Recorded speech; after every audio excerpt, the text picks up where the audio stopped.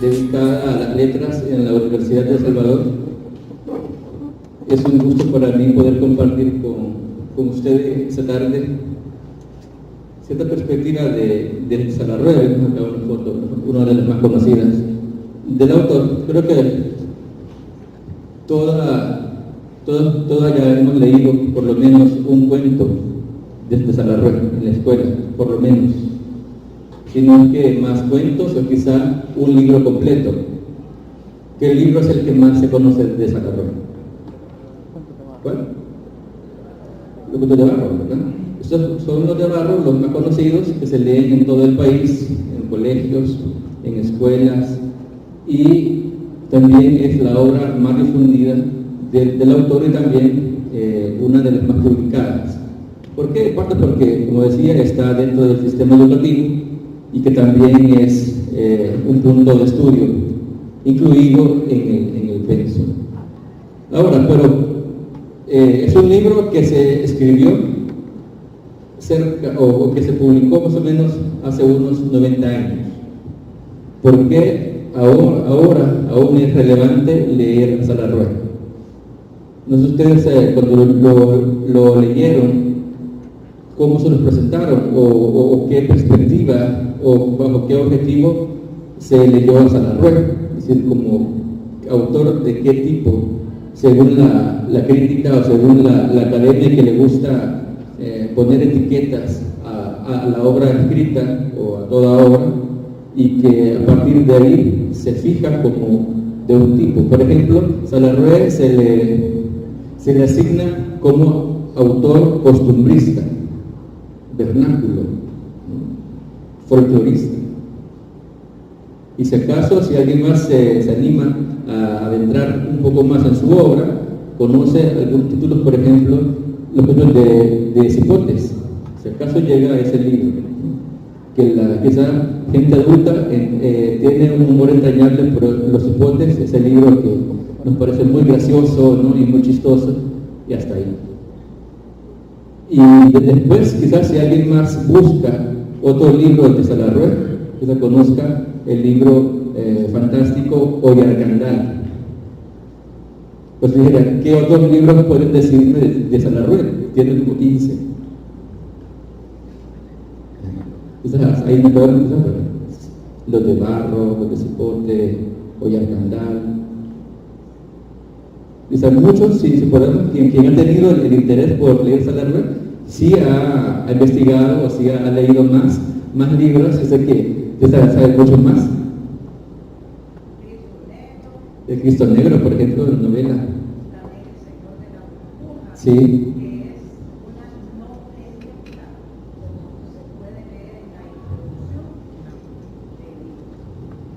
Muy bien, gracias, Ingrid. Es decir, hay más libros que nos podrían acercar más a un Salarrué más integral o un Salarrué más completo en cuanto a sus búsquedas personales de escritor, pero a la academia se le hace pues más fácil etiquetar por categorías, y a partir de ahí Salarrué queda como un escritor folclorista, vernáculo. Y si es cierto, por ejemplo, en los cuentos de Barro nos llama la atención la forma en que los personajes hablan, la forma en que interactúan las personas que están descritas o que tienen interacción entre sí en los cuentos, y es por cómo hablan, ¿no? La forma del salvadoreño oral, y así incluso lo escribe el autor en sus cuentos. Es decir, cuando dice Dendioy, ¿verdad? Lo escribe así, Dendioy, tal cual. Entonces aún mantiene la forma escrita del habla salvadoreña. Entonces por eso se entiende como un referente de la identidad. Entonces decir Salarrué casi que equivale a decir los cuentos de Barro. Y hablar de esos cuentos de Barro es como decir la esencia salvadoreña. ¿Será? En parte sí lo es, ¿verdad? Porque sí, como decía, refleja y reúne palabras, el vocabulario, la forma en que las personas reaccionan ante hechos de violencia, ante hechos de religiosidad, ante el rito fúnebre para que alguien se entierre, ¿no? Salarrué retoma todas esas tradiciones o la forma en que el salvadoreño reacciona o actúa también por lugares que menciona, aunque casi nunca es preciso en dar un nombre de un lugar. Muchos, por ejemplo, Sergio Ramírez Mercado dice, Salarrué habla del indio de Izalco, ¿no? Puede ser que sí, pero ¿dónde dice Salarrué que habla del indio de Izalco? Como tal, es decir, como un reflejo de esa población. Sí hay apellidos, por ejemplo, que se han rastreado dentro de las familias indígenas, como por ejemplo Ashaca, Pulundo, que Salarrué recoge en sus libros, que también hay familias hoy en día que mantienen el apellido en la zona occidental del país. Entonces es como un dato que puede ser rastreado, pero no por eso mismo es que Salarrué está hablando del indio de Izalco solamente. Pero decía, si nos ponemos ahora a investigar cuál era la intención de Salarrué para escribir sus cuentos y para publicar esos cuentos, más allá de su intención meramente textual, pues habrá muchas peleas, ¿verdad?, en cuanto a lo que estudian. Porque, por ejemplo, Rafael R. Martínez, que ha sido un muy estudioso de la obra de Salarrué en muchas perspectivas, una le dice que casi que Salarrué da un simulacro del indígena salvadoreño, es decir, que es una ficción, es una mentira casi, ¿no? Y es cierto, todo cuento es ficción, ¿verdad? Y ficción es una creación, es una invención que, si bien puede tener piedras, ¿no?, de la realidad, es la visión del autor en cuanto a un tema o a una problemática. No se debe esperar que Salarrué haga un retrato del país los años 20 o 30, como que yo sacara una foto ahora de ustedes y lo que yo escriba debe ser un fiel reflejo de cada quien y cómo está sentado o sentada, su gesto, su rostro, su ropa, sin cambiarle nada. Porque si yo le cambio, ya sería una ficción, o estoy ficcionando algo más, ¿no? Más allá del fiel reflejo de la foto, ¿no?, de la realidad. Y es que la escritura costumbrista se trata básicamente de eso, ¿no?, de describir el paisaje, de describir tradiciones. Y Salarrué va más allá de eso, de solo describir un paisaje, de describir la tradición de las personas en una región. Por ejemplo, cuando dice que Salarrué es costumbrista, se refiere a que él habla del paisaje. Por ejemplo, novelas como María, ¿no?, que aunque si bien no es decir como costumbrista, tiene mucho paisaje. Hay mucha importancia al paisaje y al detalle de cómo están las montañas y cómo están las nubes ese día, por ejemplo, y el autor nos describe por 3 páginas ese paisaje. Pero no es nada más. ¿Sí? ¿Qué hay más allá del paisaje? Es como que yo dije, mira, allá está una montaña, en la montaña hay vacas, en la montaña hay una casita, sale humo de la casita, ¿no? Una postal casi, ¿no?, del campo.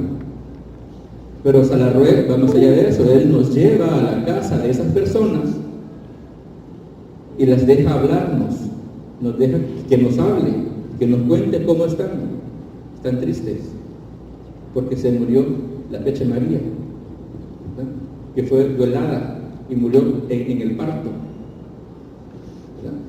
Ahora, puede ser como que volvemos como que la perspectiva que podemos tener de Salarrué casi que es decorativa, o sea, es de tradiciones. Sí, habla del indio, habla de la mujer del campo, habla del campesino que siembra y que en afán de dinero se pone a sembrar y sembrar y sembrar, hasta que tiene dinero sin darse cuenta, ¿no? Como el caso de Bachaca, ¿no? El cuento de la botija. Entonces, hay autores que el estudio dicen, no, sí, en el afán de acumular el dinero, este indio dejó de ser holgazán, y como ya su mamá había muerto, ya no tenía quien le diera comida, y tuvo que levantarse de su comodidad de hombre para darse de comer por sí mismo, desde una perspectiva casi que capitalista, mencionan algunos, la mencionan en términos más actuales a partir de los estudios, pero puede ser que sí, pero sería una perspectiva muy sencilla, es decir, en afán de dinero el indio trabajó, ¿no? Pero hay autoras, por ejemplo, como la española Marta Sánchez Salva, que es como de las más cercanas ahorita que están estudiando la obra de Salarroy, es una española que estudia en la Universidad de Bergen en Noruega, que está dando una perspectiva de estudio híbrida acerca de Salarroy para su grado de doctorado. Ya también para su licenciatura habló de Salarroy, también para su maestría habló de Salarroy, y para su doctorado también está ampliando más perspectiva acerca de Salarroy como un autor híbrido que ha sido limitado por la crítica. Es decir, dejar Salarroy solo como costumbrista también es limitar al autor. Es como que ustedes solamente dijeran, ¿qué libro vamos a leer de Roque Dalton? Tal libro, digamos, los pueblos clandestinos, solo ese libro, y lo demás que se ignore. Leer solamente un libro de un autor, si sea el mejor libro de ese autor, también estamos cegándonos ante la amplitud de vida que nos plantea en sus más libros, en sus demás libros, y podemos también perdernos riqueza intelectual, espiritual, bíblica, libros, si solamente leemos una parte, y más solo leemos un cuento del autor, ¿no? Decir, por ejemplo, Salarroy, la honra, la petaca, la botija, seamos malos, 4 cuentos, y trae cerca de 33 cuentos el libro, ¿no? Más o menos. En todo caso, es decir, un Salarroy que puede ser ampliado y que puede ser también leído desde otra vista que nos abra más perspectiva, y también, porque sí, que nos divierta. A veces desde la diversión podemos encontrar a un Salarroy subversivo, a un Salarroy que está cuestionando el sistema establecido en los años 20 y 30. Ya el libro fue editado y fue publicado por primera en el 33 del siglo XX. Ya estaba instaurado el gobierno del general Martínez, muy cuestionado porque el año anterior había sido el enfrentamiento campesino y la masacre en la zona de occidente de la población indígena y campesina en el año 32, en enero del 32. A partir de eso, pues Salarroy también ahora es cuestionado porque él no habló de inmediato para denunciar la masacre campesina e indígena en Occidente en el año 32. Salarroy, si bien no lo hizo de inmediato, es decir, su visión o su opinión acerca de ese gobierno del general Hernández Martínez, sí con el tiempo lo hace en los cuentos y en sus novelas. Por ejemplo, uno de los cuentos más conocidos por el tema del 32 es el libro Trasmayo, el cuento que se llama El Espantajo, donde una familia oculta a un hijo como un espantapájaros para que los soldados no lo maten y no lo agarren. O sea, que el joven se oculta en una milpa como un espantajo para evitar ser agarrado y muerto. Y también hay más libros donde también menciona, por ejemplo, a una herencia de la tradición indígena, o sea, donde sí es más claro, donde él está hablando sobre la masacre del 22. Si bien es cierto, no lo hizo de inmediato, pero siempre mantuvo esa temática con el tiempo, aún en su obra, casi que su último libro que escribió, en Pleya Luna, también menciona y retoma el tema. Como decía, que Salarrué también puede ser un autor subversivo. Muchos tienen a Salarrué como un autor que se acomoda al sistema, que se acomoda a la política del momento y que también sirve como instrumento cultural para que la política de ese momento también se siga instaurando y siga difundiéndose, como en el caso de todos los gobiernos de militares que hubo a partir de los años 30. Pero, por ejemplo, les voy a leer un cuento muy breve, es un cuento de cipotes, donde Salarrué habla de un cipotillo, un poco tremendo, ya vamos a ver, que se enfrenta a un soldado. Se el cuento de Malípuli y el Huilio que no se lo encumbró. Un Huilio, ¿saben qué es un Huilio?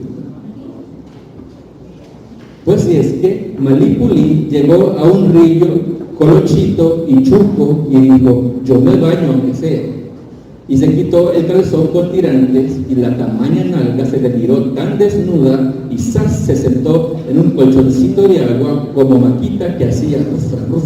Se echó guacaladas de agua con las dos manos y haciendo así con la boca, y en eso llegó un policía secreto y le dijo, ¿por qué te estás bañando allí?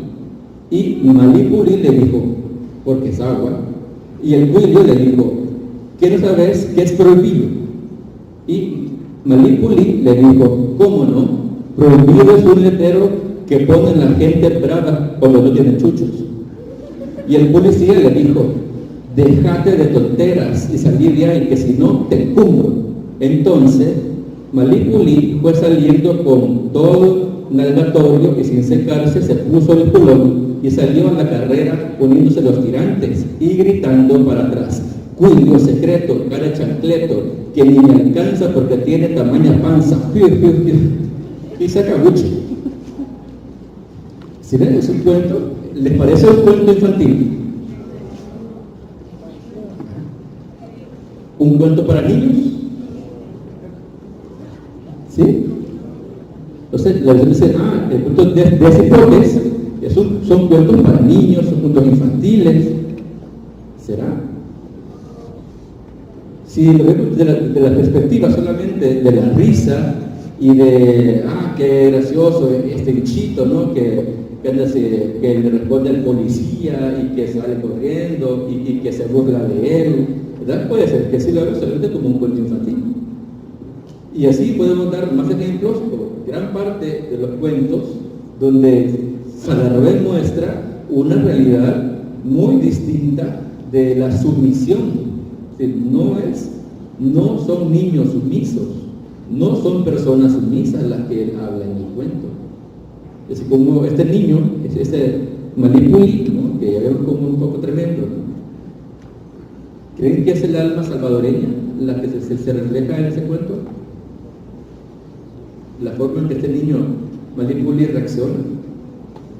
Sí, también está ahí el ser salvadoreño. Es decir, no podemos limitar a Salarrué a un solo cuento, a un solo libro y decir, Salarrué tiene el paisaje salvadoreño porque habla de los ñihuilotes, habla de los huizquiles, habla de tales plantas. Sí, Salarrué recoge nombres de plantas, de árboles, de animales, o la forma en que aquí se le llaman a algunos animales en sus libros, y que tanto que algunas personas, aún ahora, de salvadoreños, no comprenden a cabalidad todo el cuento.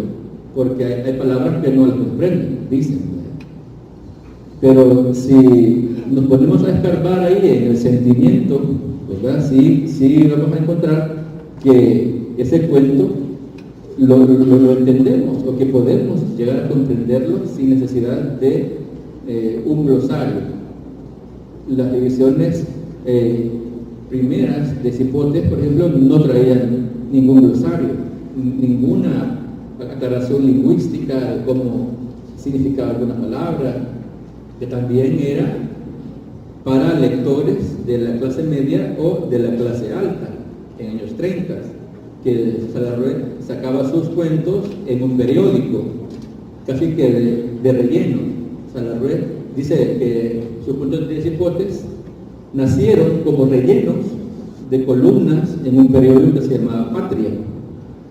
Digamos que tenían ya la página llena y quedaba un cuadrito o una cuartilla o media columna, y él se ponía a inventar. Pues si es que tal cosa, y seguía la historia de que llenaba el espacio, siguiendo una lógica casi que ilógica a partir de la invención de la mente de los niños, que a él le gustaba escuchar y hacerles preguntas. Y también ahí me agarro para decir, Salarrué sí conocía el habla, sí conocía el sentimiento y la mentalidad y el sufrimiento de la gente del campo. Él mismo nació en un cantón de Sonzacate, en una finca, y ahí creció. Es decir, también tuvo esa relación con la gente local, jugó, se peleó, quizás ahí anduvo en los ríos que se bañaba de niño. Eso es pura conjetura, pero es como decir, también sobrevivió dentro de una familia disfuncional, como le llaman ahora, solo con la madre y su hermano mayor, Joaquín, desde que casi no se habla, y es la madre la que tiene que ver por ellos dos, casi que remienda ajeno para poder subsistir el día a día. Y así es como después con el tiempo Salarrué pues llega a la capital, ya un niño de unos 10 años, ya con talento por la escritura y por el dibujo, y no se les puede decir, es un hombre blanco, un hombre chelo, un hombre casi que rubio, muy alto, ¿no?, de raíces españolas. ¿Cómo es posible que este hombre está hablando de la identidad salvadoreña si él no refleja serlo, si él no parece salvadoreño? Pero más, es porque nos estamos quedando en la mera apariencia. Es igual como que veamos en los cuentos, es decir, ese cuento refleja tal cosa nada más, sin ahondar en la historia. Por ejemplo, no sé si alguno ha leído el cuento de El Negro, que es el último de los cuentos de Barro. Entonces habla sobre el negro Nayo, que nadie sabe de dónde es, quizás desde allá por los Belices o Bluefields, ¿no?, de la costa caribe, y que el principio del cuento es casi que una burla, una mofa, una caricatura de la negritud del personaje, y también refleja la visión de racista de salvadoreños de la década de los años 20 y 30. ¿Ustedes creen que ahora seguimos siendo racistas? Por ejemplo, con la población afro. ¿Sí? Hay mucho. Y Salarrué ya tiene esa foto, digámoslo así, de los años 20, que él escribe ese cuento sobre cómo se burlan del negro. Casi se siente uno dueño de él, dice así. De tan manso que es, que uno se siente dueño de él. Es como si ese negro me perteneciera, como si fuera mi propiedad. Pero el cuento avanza y nos va cambiando la visión de Nayo, que conoce a otro que toca la flauta y él tiene el interés por aprender a tocar la flauta. Este que sí sabe tocar la flauta ya es alguien que cobra por ir a tocar a eventos, ¿no? O en un espacio en el pueblo, y que también tiene el lucro económico de su talento artístico. Y él dice que Nayo quiere aprender, y él enseña, y él aprende.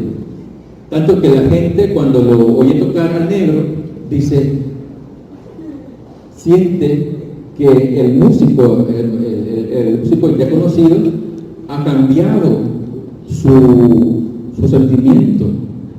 Se siente la tristeza, como que el músico ha cambiado su tono, pero no era el músico, sino que era este negro que había aprendido a tocar la flauta, y tanto que hasta el músico se sorprendía del talento y de la emoción que transmitía las canciones de Nayo. Eso es una transformación, es decir, del ser del cual se burlan, del ser que tienen como menos, del ser que es casi que un esclavo, que no tiene opinión, que es burla de todos los blancos. Al final del cuento es el ser que todos admiran y que se sienten en sintonía con la misma emoción que él tiene, que es la tristeza, la tristura, dice él. Porque él le pregunta al músico: mira, ¿cuál es tu secreto? Te pago si me contás el secreto de por qué tocas así la flauta. Y él dice: pues mira, no es secreto, es la tristura, la color, es la emoción. Es decir, al final del cuento hay una igualdad, si bien no física, en física parita, es una igualdad interna.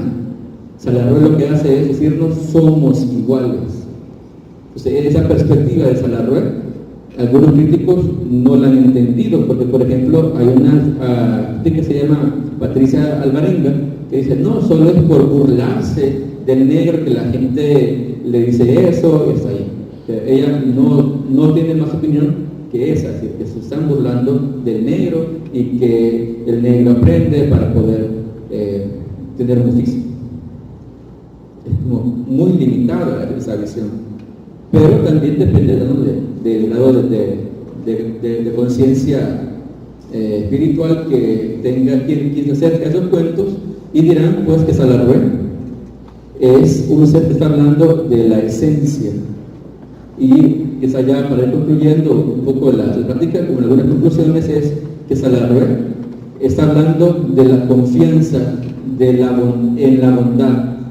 Es decir, si algo puede decirnos ahora Salarrué de por qué lo seguimos leyendo después de su muerte, después de que sus libros más conocidos tienen casi 100 años de haber sido escritos, es porque nos puede dar una perspectiva de la confianza como salvadoreños en la bondad, en la esperanza de la transformación de las personas. Otro ejemplo es José Pachaca, que le decía, el de la botija, ¿no? Que tiene como el indio holgazán, el indio aragán, que aprende un oficio para poder subsistir. Al final del cuento tiene un desengaño porque no encuentra lo que él busca, lo que él quiere, que es dinero. Pero en esa búsqueda terrenal, porque así andan en un terreno buscando el dinero, es una transformación de su alma, de su espíritu, la que lo hace un ser evolucionado, un ser consciente de sí mismo y bondadoso. Entonces, Salarrué nos hace ese llamado a una confianza en la bondad de las personas. Podría parecer una idea muy ingenua, confiar en la bondad de la gente. Hoy andamos con mucha desconfianza de todo el mundo, desde que estaba incluso a la par mía, por todo tipo de cosas y casos. Pero Salarrué nos da esa perspectiva en los puntos de barro, en los de cipotes, aún en su obra más fantástica y más mística, sus búsquedas espirituales, es un llamado a la bondad, a la confianza en las personas, y eso pues es una forma de decir que Salarrué está siempre consciente de su escritura. Quizá no es una obra moralista, no busca darnos enseñanza moral, moraleja o reflexión, pero sí su obra nos hace reflexionar, nos hace pensar y puede ser cambiar de paradigmas, ¿verdad? A partir del enfoque que se le dé a Salarrué y no limitarlo solo con un cuento, ¿sí? Deberíamos leer más libros de Salarrué, no solo los de barro, cipotes, por ejemplo, en mi caso, mis favoritos son los de cipotes, pero tiene más libros que pueden ampliarnos la hondura mental y la riqueza también intelectual de Salarrué en otros libros que también pueden enriquecernos a partir de que él mismo andaba buscando respuestas a sus preguntas como persona, ¿no? como todo escritor o escritora, y él lo hace pues a partir de combinar la esencia salvadoreña en algunos libros, también sus búsquedas físicas, místicas. Y la idea de Salarrué, que aún en sus libros de folclore o vernáculo, también tiene búsquedas místicas y espirituales, como decía, con el cuento de El Negro, que al final hay una paridad entre quienes antes se burlaban de él y lo tenían abajo, al oírlo tocar la flauta, sienten lo mismo que él, son iguales que él. Por mi parte, ahí me quedo, no solo es como un comentario acerca de la obra de Salarrué, la invitación es para que busquemos más cuentos de Salarrué y también novelas, también tiene poemas, también tiene ensayos, reflexiones, pensamientos que podemos ahondar y pueden darnos una más amplia visión de la búsqueda espiritual e intelectual de este autor, que se tiene como el más grande cuentista salvadoreño del siglo XX. Muchas gracias.